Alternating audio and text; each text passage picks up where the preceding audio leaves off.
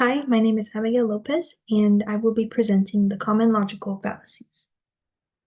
So the first one is begging the question. This is an argument that is stated in such a way that it cannot help but be true. So some of the components of this fallacy is that it uses persuasive and very descriptive words, such as correct or right. It does not provide evidence, and it doesn't have any specific reasoning. It simply states that this specific way is the correct way, or it is the right way, and there's no other correct way. Every other way is wrong. So it doesn't provide examples, evidence, or reasoning as to why it's right. They just say it is right, and they try to use they try to use persuasive words to try and convince you that they are right and that it can't help but be true. The second fallacy is the ad hominem argument. And this argument targets a person instead of the issue on hand.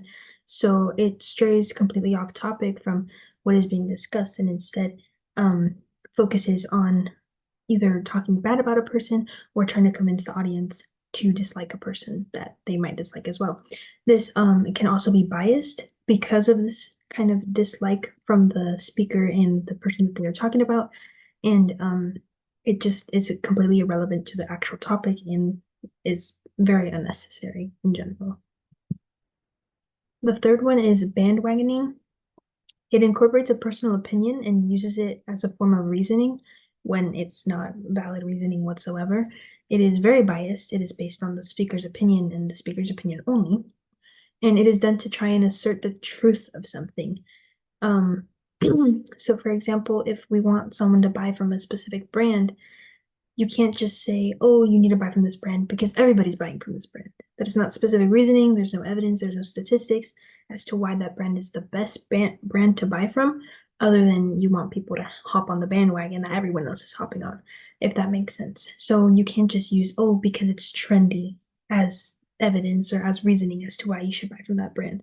You have to provide real evidence and statistics showing as to why the quality is better, why it lasts longer, things like that. So you can kind of convince people to buy from your brand better, um, while also still being truthful and staying true to the actual components of the brand.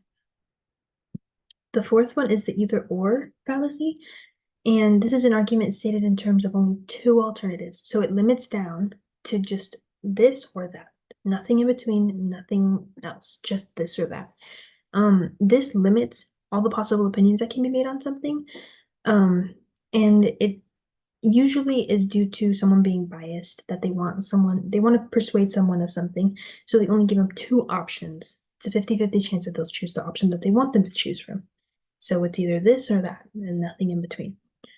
It also doesn't provide a full picture and may be confusing for the audience because we should allow, in an argument, you should allow the audience to form their own opinions because there's no just two sides to an argument. People can form a mix of sides to an argument. They can form their own opinions, like separate entirely.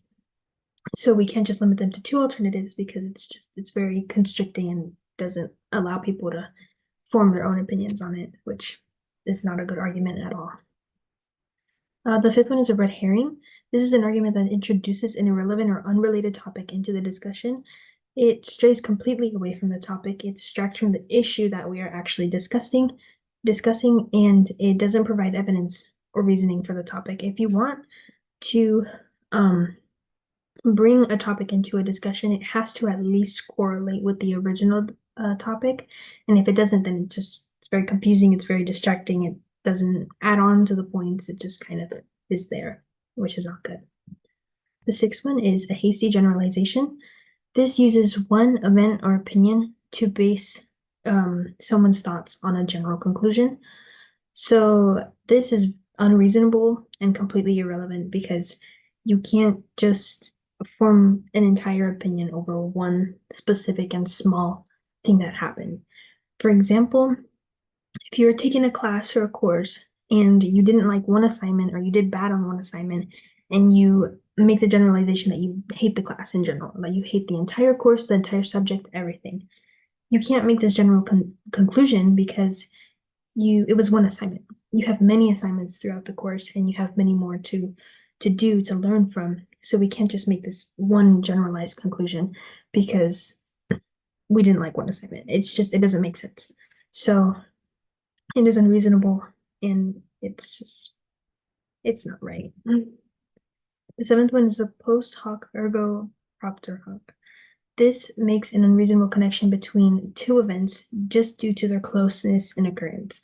So, for example, if something happened really close in a timeline, people usually tend to connect those two together to say that this happened because this happened right before. It has no evidence and no real reasoning, and it doesn't evaluate all the possible factors that could have gone into these events and their occurrence. And it also makes people quick to draw a conclusion.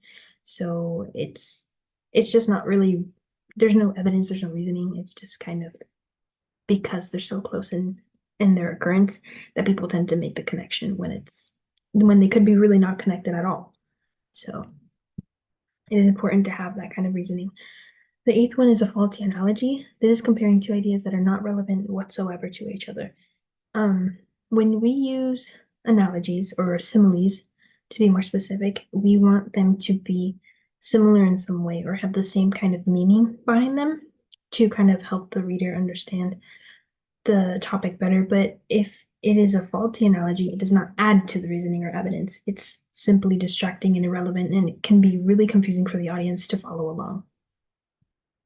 The ninth one is the non sequitur. And this is an argument where the conclusion does not follow the evidence. So it is completely unsupported and it is irrelevant because if we want the evidence to be relevant and add on to our reasoning, it has to match the conclusion, and vice versa. The conclusion has to match the evidence that we have supported, that we have given to the audience.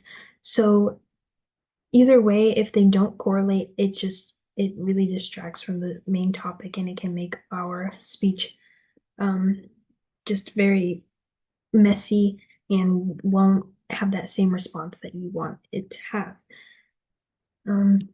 The last one is the slippery slope. This assumption is that one event or action will have a domino effect. So this is a faulty assumption because there's no evidence to predict the response to one event or one occurrence. Has a really unlikely possibility of happening.